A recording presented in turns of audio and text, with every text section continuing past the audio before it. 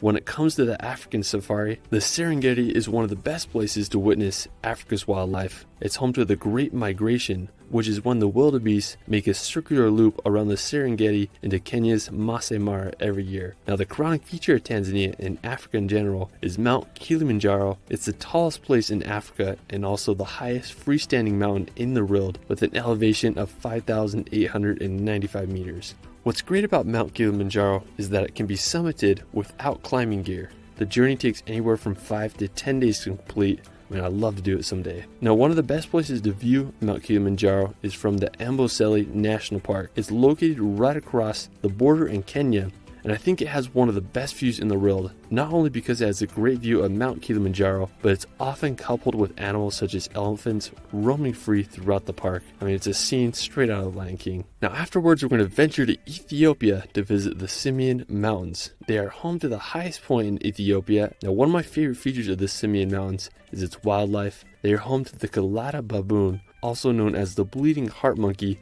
which can only be found in the Ethiopian highlands. It's just such an interesting part of Africa. Now, afterwards, we're going to visit the islands of the Seychelles. Now, located in the Indian Ocean off the coast of East Africa, the Seychelles are an archipelago made up of 115 islands and are home to some of the world's most famous beaches. Now, when you fly into Seychelles, you'll probably come to the island of Mahi. It's the biggest island in the archipelago and also home to Victoria, which is the island's capital. Now, there's a lot to do and see on Mahi, and it's also a great place to venture off to the other islands. One of the most famous places in all the Seychelles is the beach called Anse Source d'Argent. It's located on the island of La Digue, which you can reach by taking a ferry from the neighboring islands. It's often rated as one of the world's most beautiful beaches, and I totally understand why. It has these massive granite boulders that create an otherworldly landscape. After, we're going to visit Madagascar. After Indonesia, Madagascar is the largest island country in the world. One thing unique about Madagascar is that 90% of its plants and animal species